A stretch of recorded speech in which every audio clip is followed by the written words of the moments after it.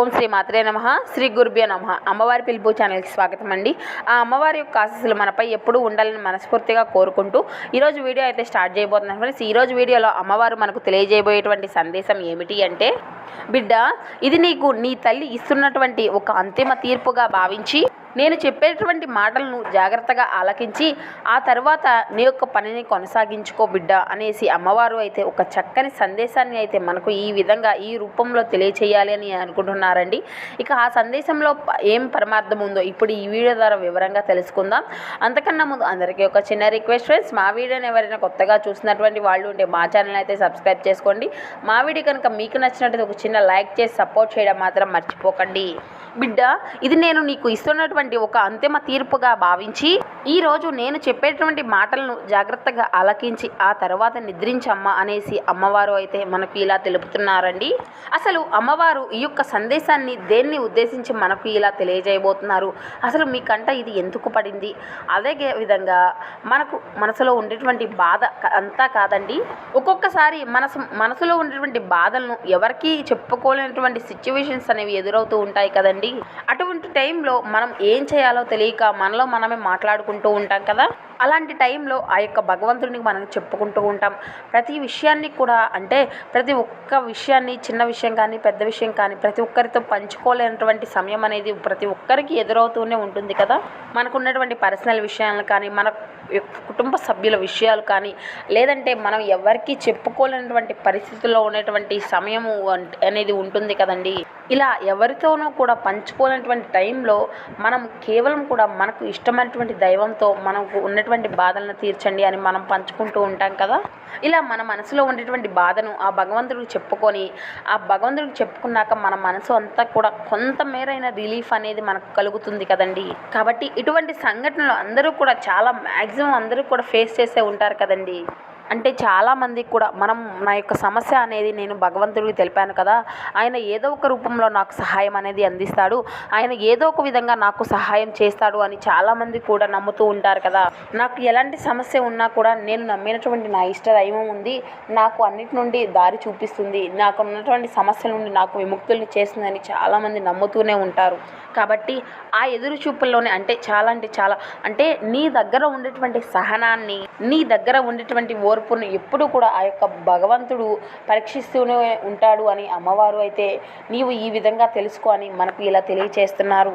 నీవు ఎంత శ్రద్ధగా ఎంత ఓర్పుతో అయితే నీవు ఉంటావో, అంటే నీకు వచ్చేటువంటి ప్రతిఫలం కూడా అంతే విధంగా ఉంటుంది. అంటే నీవు నా దగ్గర నుండి ఏ విధమైనటువంటి బాధలను పోవాలి అని కోరుకున్నావో, ఏ విధమైనటువంటి ప్రతిఫలాన్ని నీవు ఆశించావో, దేన్ని అయితే నీకు అందిస్తే నీవు సంతోషంగా ఉంటావో అది నీకు ఇవ్వడానికి నాకు క్షణం కూడా పట్టదు అనేసి నీవు అడిగినటువంటి ప్రతిసారి కూడా, అంటే నీవు ఎప్పుడైతే నన్ను ఏ విధమైనటువంటి కోరికను కోరుకుంటున్నావో అటువంటి ప్రతి టైంలోనూ కూడా నీకు ఎందుకు ఆలస్యం చేస్తున్నాను అంటే అది కేవలం నీ యొక్క మనసుకు మాత్రమే తెలుసు.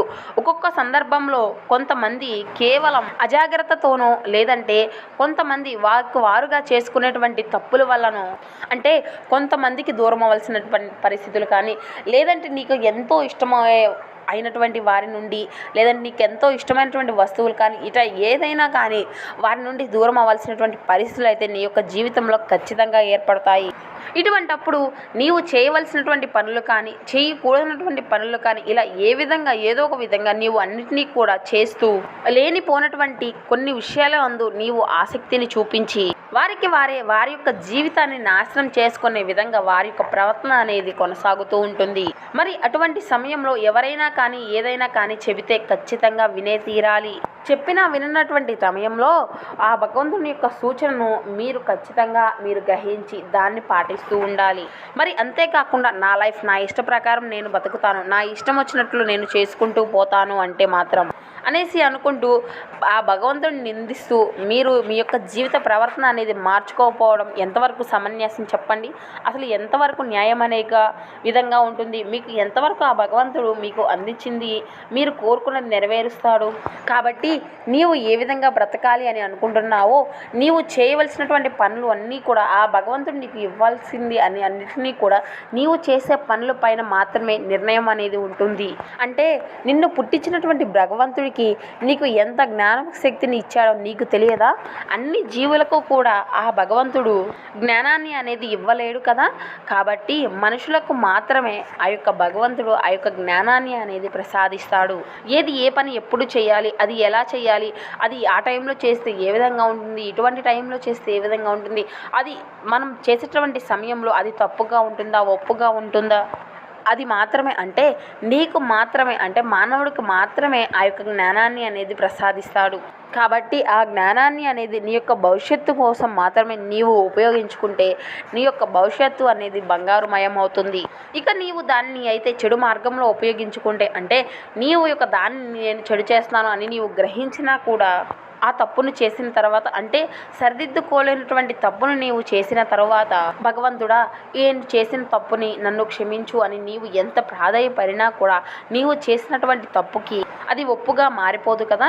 కాబట్టి పోయిన జన్మలో నీవు చేసినటువంటి తప్పులకి దానికి శిక్షను నీవు అనుభవించకపోయినా ఈ జన్మలో మాత్రం నీవు చేసినటువంటి తప్పులకి అది ఒక రుణంగా నీ ముందుకు ఈ విధంగా వచ్చి చేరుతుంది. కాబట్టి కొన్ని విషయాల నా నుండి నీకు తీర్పు రాలేదు అంటే నీవు అసలు నిరాశ చెందవద్దు. అంటే నా నుండి నీకు ఏది కూడా దయా దాక్షిణ్యం లేకుండా ప్రవర్తిస్తున్నాను అని అసలు నీ తల్లిని ఎన్నడూ కూడా నీవు దూషించవద్దు. నీకు నేను అంతిమ తీర్పునిస్తున్నాను. నీ జీవితంలో నీవు చేసేటువంటి తప్పులన్నింటినీ కూడా నీవు గ్రహించి ముందు రోజుల్లో వచ్చేటువంటి రోజుల్లో నేను ఇటువంటి తప్పులను చేయను అని నీ యొక్క మనసుకు నీవే నచ్చ చెప్పుకుంటూ జాగ్రత్తగా ఉండు. నీకు కావాల్సింది ఎప్పుడు ఏ సమయంలో ఏ విధంగా నీకు చేరాలో ఖచ్చితంగా అవి నీకు చేరే తీరుతాయి. నీకు కావాల్సినవన్నీ కూడా ఎప్పుడు ఏ సమయంలో అంతా కూడా నీ తల్లే చూసుకుంటుంది అని నీ తల్లికే విడిచిపెట్టు. ఎందుకంటే ఏది ఎప్పుడు నీ తల్లికి అంటే నీకు ఎప్పుడు ఇవ్వాలో నీ తల్లికి తెలియకుండా ఉంటుందా? ఎందుకంటే నీవు కోరుకున్నది నీది ఇవ్వకుండా నీ నుండి నేను మనల్ని పొందాలని నేను అనుకోవడం లేదు. నీ దుర్గమ్మ ఏది చేసినా కూడా నా కోసమే చేసింది, నా తల్లి నా గురించే ఆలోచిస్తుంది, ఏదైనా నా మంచికే చేస్తుంది అని నీవు దానిని ఎప్పుడు నమ్ముతావో ఆ తల్లి నీకు ఏది చక్కగా సమకూరాలో ఎప్పుడు సమకూర్చాలో అన్నీ కూడా నీకు సమకూర్చేటువంటి బాధ్యత నీ తల్లిది. నీకు తగినటువంటి సమయానికి సరైనటువంటి సహాయాన్ని ఖచ్చితంగా నీకు అందించే తీరుతాను. అంతవరకు శ్రద్ధ సబూరితో నీవు సంతోషంగా ఉంటావు అని మంచి మార్గంలో నడుస్తావు అని నీ తల్లి నీ నుండి ఆశిస్తూ ఇక ఈరోజు సెలవు తీసుకుంటుంది. సంతోషంగా ఉండు. నా ఆశీస్సులు నీకు ఎప్పుడూ తోడుగా నీడగా ఉంటాయి. నీకు నీ యొక్క కుటుంబ సభ్యులకి ఆరోగ్యం కూడా సక్రమంగా ఉంటుంది అని నీ తల్లి నీకు మరొకసారి తెలియచేస్తుంది. ఇక నుండి సంతోషంగా ఉండు. ఓం శ్రీ మాత్రే నమః. శ్రీ గురుభ్యో నమః. జై దుర్గా భవాని. అందరికీ నమస్కారం అండి. Thank you for watching. So ఈ వీడియో కనుక మీకు నచ్చినట్టు ఒక చిన్న లైక్ చేసి సపోర్ట్